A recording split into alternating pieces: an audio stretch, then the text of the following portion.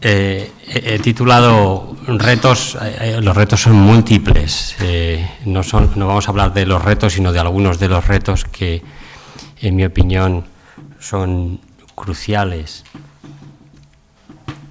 Y aquí en esta sinopsis he puesto un poco el guión de cuáles son los que vamos a repasar. En primer lugar, antes de hablar de cuáles son los problemas que tenemos que resolver en el cerebro, sí que me gustaría emplear la primera parte de mi presentación en dar algunas pistas de por qué es tan complejo entender este órgano, por qué es tan sutil, tan enrevesado en el fondo y, en definitiva, tratar de justificar el hecho de que todavía no seamos capaces de resolver ninguno de los grandes problemas clínicos que tenemos en relación con las enfermedades neurológicas y psiquiátricas. Clave es comprender la arquitectura molecular y cómo funciona, dónde se comunican las neuronas. Esta palabra mágica, sinapsis, significa unión. Ahí, en ese punto, hay muchísimos de esos puntos, luego veremos algunos detalles, es donde se transmite la información de una neurona a la otra.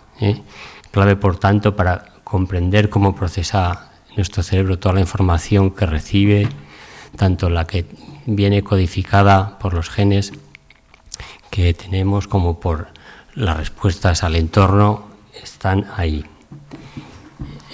Hay un aspecto también clave para comprender la función nerviosa y que tiene que ver con unas células que no son neuronas y que curiosamente son la absoluta mayoría de las células que hay en el cerebro.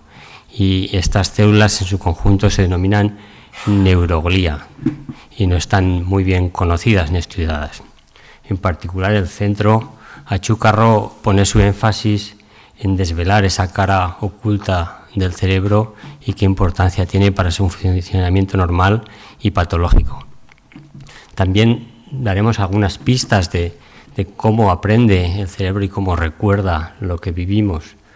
Un aspecto clave, sobre todo por la expectativa terapéutica que ha levantado, es el de la neurogénesis. En el cerebro pensábamos que una vez que se maduraba ya no había capacidad de generar neuronas y glía de nuevo. Hoy sabemos desde hace unos 30 años que eso es posible y eso ha despertado grandes esperanzas desde el punto de vista terapéutico. Indudablemente también es crucial comprender desde el punto de vista biológico cómo ocurre ese proceso. Y finalmente, en la última parte, hablaré del gran reto que tenemos de resolver el enigma que suponen la mayor parte de las enfermedades neurológicas y psiquiátricas. Y haré particular énfasis a aquellas que son más prevalentes, como el Alzheimer en el terreno de las enfermedades neurológicas, enfermedad de naturaleza neurodegenerativa, y de las psiquiátricas, en particular la esquizofrenia. Pero también hay un gran grupo de enfermedades denominadas raras que desgraciadamente son los hermanos pobres de la investigación clínica. También aludiré a una en particular, que es el síndrome del X frágil. Bien, decía que para entender a qué nos enfrentamos quería darles unas pistas sobre cómo es este órgano. Es un órgano relativamente pequeño, solo pesa 1,5 kilos, y aquí lo vemos envuelto, como veríamos envuelto en celofán cualquier producto en una tienda. Cuando quitamos ese celofán vemos que tiene una estructura bastante enrevesada, organizada en surcos y circunvoluciones. Y lo que estamos viendo es la corteza cerebral, que en la especie humana está mucho más desarrollada que en el resto de las especies de la escala filogenética. Y tiene el tamaño de una coliflor aproximadamente, relativamente pequeño. Sin embargo, su demanda en energía es muy alta, aproximadamente 10 veces superior a la que le correspondería por su tamaño. Y esto ya nos da una pista. Ahí están pasando muchas cosas. Hay una gran actividad y que requiere del consumo de oxígeno y de glucosa fundamentalmente. Esta es una imagen tomada en la misma posición que estamos viendo aquí, en lateral. Una imagen moderna, con técnicas de imagen, de resonancia, en modo difusión. Y lo que vemos ahí, este aspecto que recuerda cuando algunos de nuestros jóvenes salen de la peluquería con el pelo ahí con colores, no son otra cosa que las fibras, las vías por las que pasa la información de toda esa cáscara, esa coliflor que acabamos de ver. Es una imagen, en definitiva, de lo que llamaremos axones, que son la parte de las neuronas que comunica unas con otras. Y si entramos en algunos otros detalles, vemos que el número de elementos de neuronas que hay es del orden de 100.000 millones, muchísimas, y que el número de células gliales es incluso 10 veces mayor, es decir, 1 billón con B de células. Y las conexiones que forman las neuronas tienen una distancia que supone aproximadamente 100 vueltas a la Tierra, es decir, son conexiones muy largas. Algunas de ellas tienen más de 1 metro, aquellas que van desde la corteza motora hasta la parte inferior de la médula espinal. Y mantener esa estructura es realmente, bueno, formarla, desarrollarla ya es complejo, mantenerla viva también lo es. Sin embargo, el número de genes que codifican todo este entramado tan complejo no es demasiado, solo unos miles. Y cuando hacemos zoom y nos metemos dentro de él, lo que observamos son, con imágenes que tienen más de un siglo y obtenidas por Cajal, que esos elementos neuronales tienen este aspecto, aunque hay una gran heterogeneidad, dependiendo de dónde miremos. Si estamos mirando en la corteza cerebral, aquello que veíamos antes, vemos que predominan este tipo de células con aspecto piramidal. Si estamos mirando en otras zonas, como el cerebro, vemos que la morfología ha cambiado. La imagen que tenemos histológica del cerebro ha avanzado muchísimo, y si volvemos a nuestra época, 100 años más para acá, observamos que las neuronas se pueden estudiar metiéndoles proteínas fluorescentes de una manera específica, porque cada una de esas poblaciones tiene un DNI propio, un DNI molecular, que permite, con técnicas de recombinación genética, meter fluorescentes y obtener esta especie de arco iris coloreado que nos permite estudiar unas u otras con detalle y de forma específica. Pero en definitiva, lo que hacen las neuronas es recibir una gran cantidad de información en su árbol, es como un árbol, aquí estarían las hojas, las ramas, y esa información la hacen converger hacia su cuerpo celular y la proyectan hacia otras dianas celulares. Es decir, hay un proceso de convergencia de la información. Esta neurona computa toda la información que recibe, y cada una de ellas recibe un promedio de aproximadamente 1000 conexiones o sinapsis, como he llamado antes, y la envía a multitud de dianas. Es decir, en el fondo estamos hablando de unos 100 billones de sinapsis, es decir, una gran cantidad de conexiones. Es decir, nos encontramos con el ordenador más complejo que podamos imaginar y más avanzado. Esas conexiones aparecen aquí en imágenes de microscopía electrónica y tienen naturaleza excitadora, es decir, permiten el flujo de la información, o a veces naturaleza inhibidora, es decir, evitan que pase. Funcionan, entre comillas, de una forma digital, sí o no, pero esa forma digital tiene muchísimos matices que todavía no entendemos bien.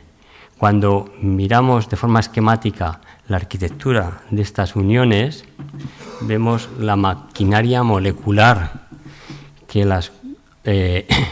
les da sustancia o sustrato funcional.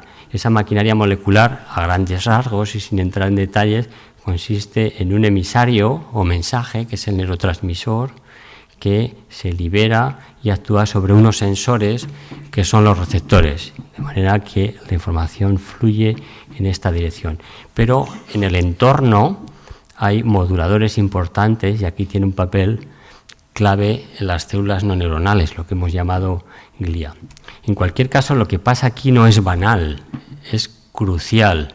Basta tener en cuenta que la mayor parte de los fármacos que actúan a nivel del sistema nervioso lo hacen modificando esa transmisión del emisor y la recepción en esos sensores que llamamos receptores.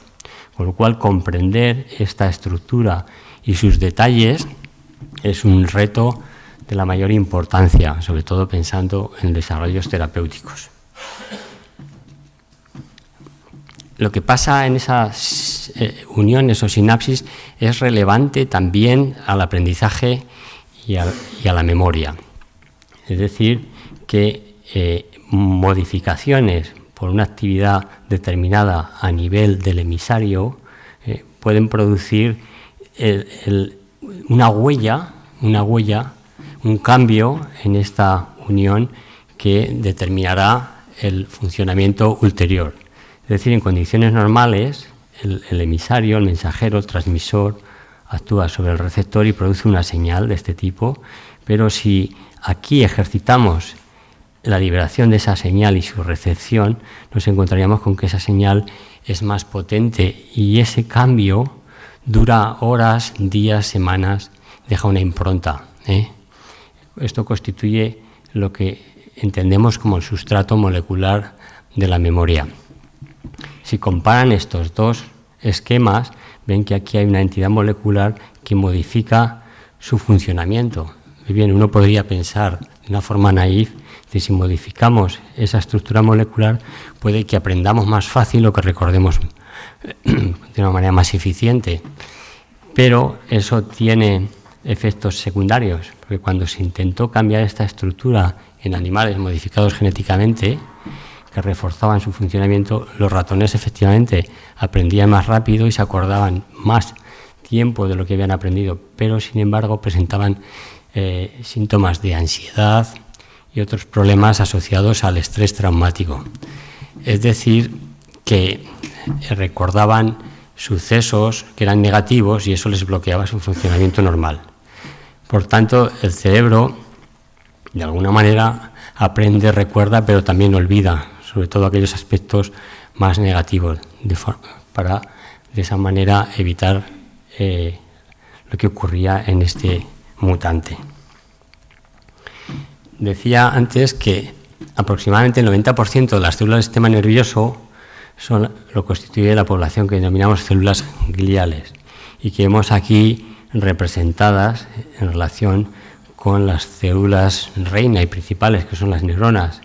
Estas células se denominan astrocitos y se encargan de establecer puentes entre la circulación sanguínea y las neuronas, de manera que transportan el fuel, la energía hasta la neurona. Otras actúan de forma que envuelven las conexiones o los axones para hacer esa conexión y la propagación de las señales más eficientes, y otras son más pequeñas y por eso tienen este nombre y se dedican de alguna manera a eliminar el detritus celular que hay en el cerebro, son los barrenderos del cerebro. Un poco, con algún mayor detalle voy a hablar de estas tres poblaciones muy por encima. Estos son los astrocitos, que como se ven aquí teñidos con colores, son células territoriales que tienen, cada una ocupa un territorio y tienen buena relación de vecindad, pero no muy amplia cuantitativamente. Es decir, estas células son cruciales porque están oyendo los sonidos que hay en la sinapsis y modificándolos. Y por eso actuar sobre ellas significa poder influir sobre la conexión entre las neuronas. Estas otras, denominadas oligodendrocitos, decía antes, fabrican un aislante que envuelve los cables, como se ve aquí. Esos cables son los axones y este es el aislante, de forma que hacen que las señales se transporte a una velocidad muchísimo mayor. En este caso, incluso a 100 metros por segundo, es decir, 100 veces más o 10 veces más rápido que Usain Bolt, es decir, un montón.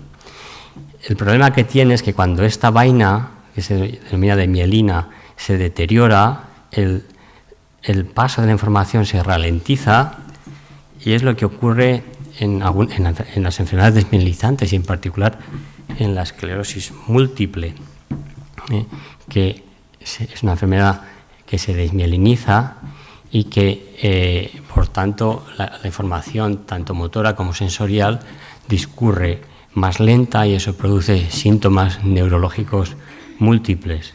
Es un reto, por tanto, el proteger esta población oligodendroglial del daño con objeto de evitar la progresión de esta enfermedad crónica y muy cruel que se da sobre todo en adultos jóvenes. Decía que la microglía son los barrenderos del cerebro. Estas células están todo el rato, a ver si puedo poner este vídeo. Uy, no se ve muy bien. No se va a ver. Bueno, lo siento.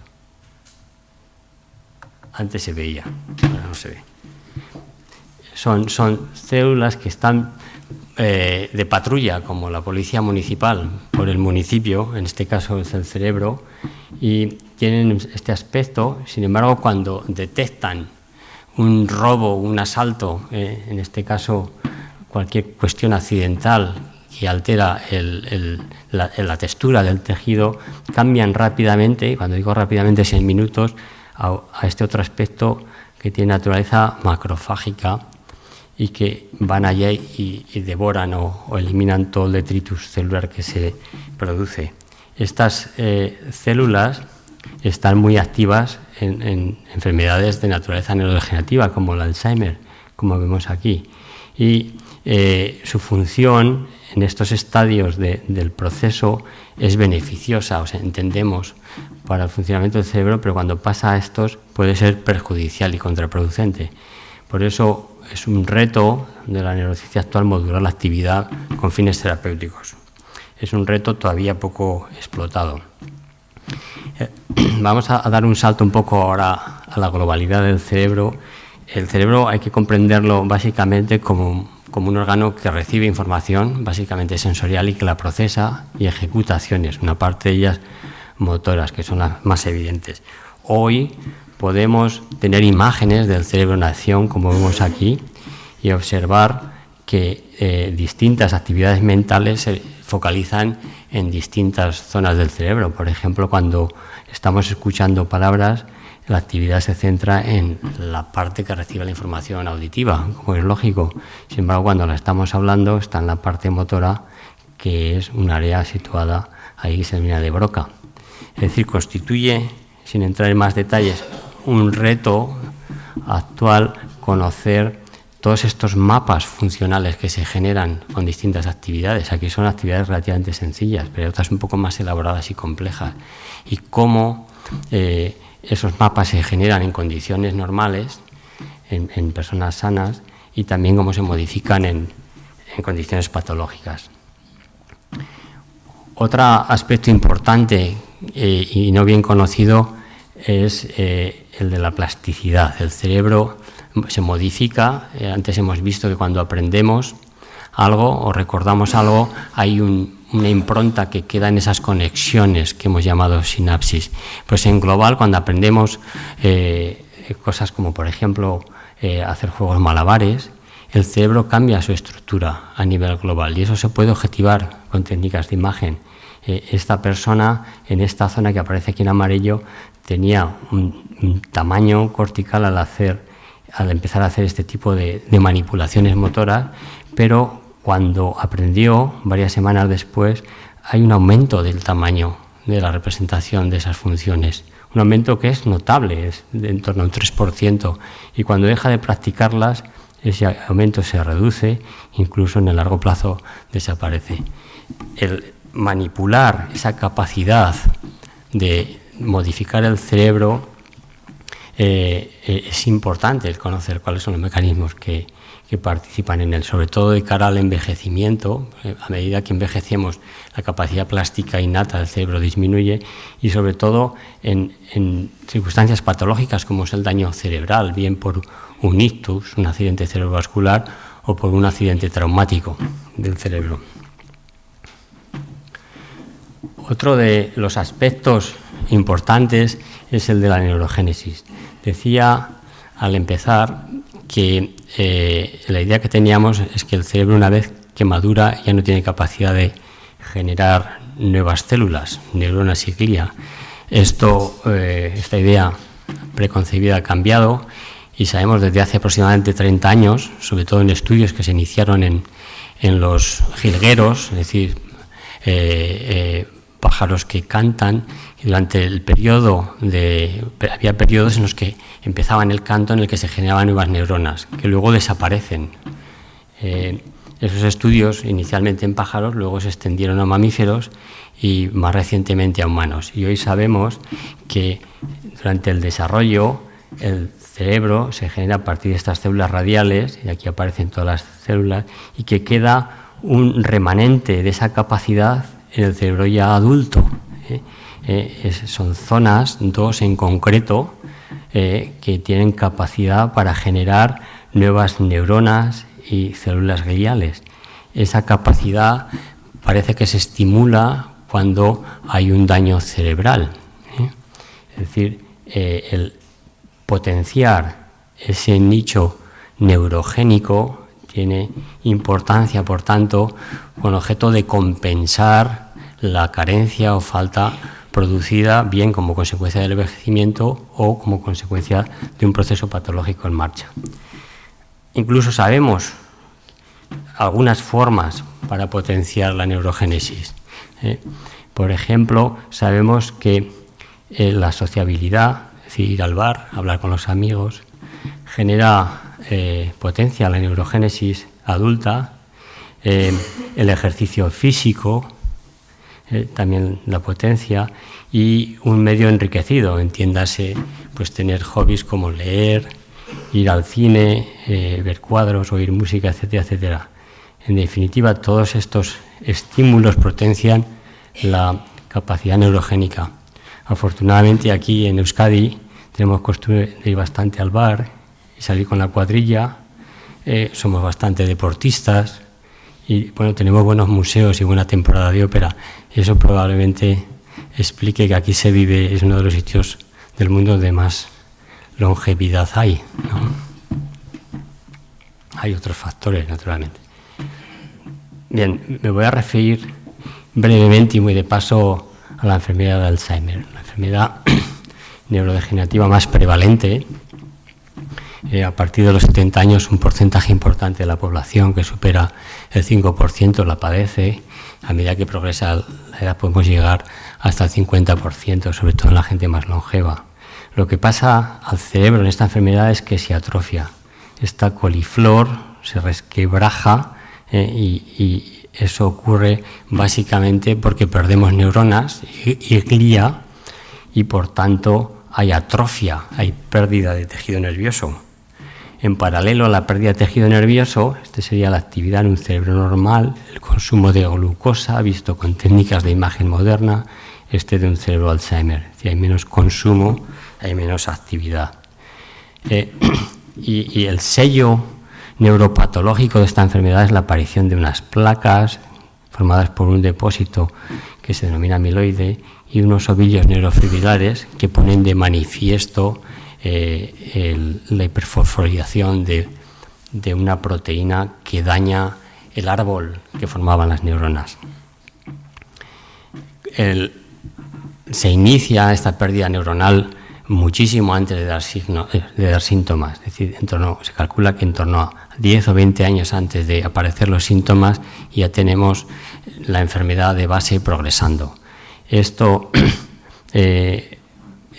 es importante, este aspecto, porque a medida que conozcamos los factores de riesgo mejor, podremos intervenir antes con objeto de retrasar el inicio y su progresión.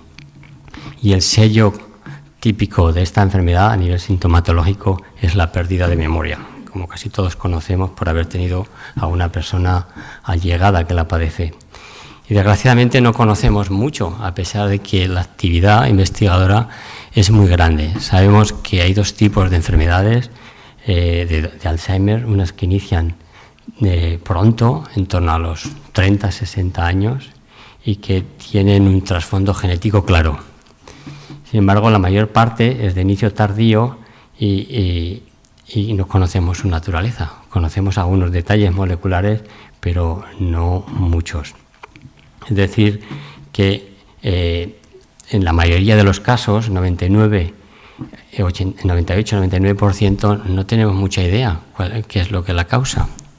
Y eso a pesar de, como decía, de la intensidad de la investigación. Hay algunas pautas que están más o menos consensuadas y que producen un cierto retraso en el inicio de la enfermedad, como es la actividad mental, el practicar habilidades gramaticales y la alimentación sana, sobre todo rica en antioxidantes. Y el tratamiento es solamente paliativo, entre comillas, porque esos efectos paliativos son muy débiles. Afortunadamente hay desarrollos en marcha, en particular el de una vacuna que trata de eliminar esos acúmulos de proteína amiloide y al reducir la carga de esa proteína acumulada de forma anómala produce efectos terapéuticos. En cualquier caso, es un reto de la mayor importancia el desarrollar nuevos fármacos que ralenticen la progresión de esta enfermedad. Y aquí hay algunas noticias positivas, y es que ha habido hay modelos animales que se han desarrollado y que de alguna manera recapitulan ese trasfondo genético en el llamado Alzheimer de inicio temprano o familiar. Estos animales aprenden peor, olvidan más fácil, y cuando miramos en el tejido tienen la huella neuropatológica de la enfermedad. Y curiosamente, el uso de técnicas como las que mencionaba antes, que potencian la neurogénesis adulta, favorecen la reducción de estos depósitos y el mejor funcionamiento cognitivo de estos animales. Y muy recientemente, hace varias semanas, se ha encontrado que es lo mismo tener un entorno enriquecido, que se lo pueden permitir quien se lo puede permitir, que actuar con fármacos beta-adrenérgicos con objeto de potenciar la neurogénesis y de esa manera reducir la carga lesional y mejorar los síntomas de la enfermedad. Y este desarrollo farmacológico probablemente dará mucho que hablar y para bien en cuanto se hagan ensayos clínicos. Quería hablar también muy brevemente de esta otra enfermedad, una enfermedad terrible, que es la esquizofrenia, y que no es otra cosa que una enfermedad del desarrollo del cerebro. Es decir, el cerebro viene con un defecto de fabricación. Ese defecto de fabricación se debe a alteraciones genéticas y esos factores genéticos, en confluencia con otros factores ambientales, producen el desencadenamiento de la enfermedad. Las alteraciones estructurales en el cerebro de una persona con esquizofrenia son sutiles, y esta es una imagen un pelín compleja, pero yo creo que muy significativa de lo que está pasando. Son estudios de imagen. Aquí han mirado enfermos y aquí han mirado hermanos sanos. Los colores, cuanto más calientes son, indican atrofia en el cerebro, y se ve cómo esa atrofia disminuye a medida que el cerebro madura. Aquí estamos pasando desde los 10 hasta los 20 años, una edad muy vulnerable a la enfermedad, porque suele debutar en la adolescencia tardía. Bien, es bien curioso observar que los hermanos sanos también tienen anomalías en las mismas zonas, pero que las rectifican. Es decir, esto habla, por tanto, de factores genéticos, pero también de esos factores ambientales, que pueden ser infecciones a nivel durante el embarazo, daño perinatal en el momento del parto, a veces hay hipoxia, exposición a drogas psicoactivas como el cannabis y los factores de estrés. Todos estos factores, junto con ese trasfondo genético, convergen y desencadenan la enfermedad. Y también ha habido desarrollos muy recientes, en las últimas semanas, que van a propiciar nuevos avances terapéuticos. Esos hallazgos indican que en el cerebro de la persona que tiene riesgo a tener la enfermedad hay una hiperexcitabilidad como consecuencia de la abundancia de un mensajero, un transmisor que se llama glutamato, que excita las neuronas.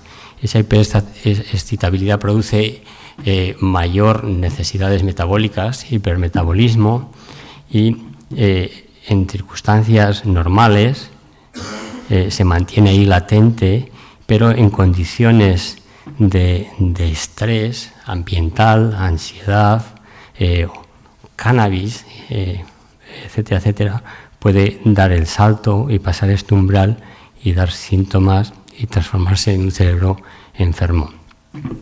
En definitiva, controlar la transición entre este estadio a este es tan importante como que el cerebro continúe sano o caiga enfermo. Bien, otro desarrollo reciente importante para estudiar esta enfermedad es el de las células madre. Es decir, se pueden programar células de la piel de enfermos esquizofrénicos, generar neuronas de esas células reprogramadas y estudiarlas in vitro y ver en ellas qué alteraciones tienen y cómo rectificarlas. Curiosamente, en este caso en particular, esas neuronas tienen menos ramas, un árbol como más podado, menos rico en hojas, y el tratamiento de estas células con fármacos que se utilizan en la clínica puede revertir el efecto de esa carencia. Es decir, que este paradigma experimental que nos permite modelar in vitro las neuronas esquizofrénicas ha de ser importante para el desarrollo de nuevos fármacos. Por último, y muy brevemente, me quiero referir a las enfermedades raras, y en particular al síndrome del X frágil. Este síndrome, que ocurre en 1 de cada 4.000 varones o 1 de cada 8.000 mujeres, presenta una sintomatología muy variada, ansiedad, particular sensibilidad al dolor, crisis epilépticas, etcétera, etcétera, y otros síntomas que son propios del espectro autista. Esta enfermedad se puede modelizar mediante técnicas recombinantes, y en este ratón enfermo que tiene síntomas comparables a los de los enfermos humanos se observa que de nuevo ese transmisor excitador glutámico está en concentraciones elevadas de forma anómala. Esa situación se puede revertir mediante el control de la liberación de ese mensajero utilizando un fármaco que actúa sobre el sistema endocannabinoide. Este fármaco se llama Rimonabant y es un fármaco de uso clínico ya. Se utiliza en los tratamientos de adelgazamiento, en obesidad mórbida o también en aquellos que quieren abandonar el tabaquismo. Es decir, que este fármaco que experimentalmente funciona y rectifica todos esos síntomas en estos modelos animales, se va a utilizar ya en ensayos clínicos. La fase 1 y la fase 2 ya está pasada porque se está utilizando para otras enfermedades y probablemente es una esperanza terapéutica para los pacientes de esta enfermedad. No quiero dejar pasar la ocasión para hablar en global. El entender el sistema nervioso del cerebro constituye un reto, sin duda, para la salud mundial, y hay intentos de agrupar toda la ingente cantidad de información que se está generando en los laboratorios y, de alguna manera, integrarla y para comprender, para tener un mapa de cómo funciona el cerebro sano y cómo se altera en los enfermos. Esta ansia se ha plasmado recientemente en dos iniciativas.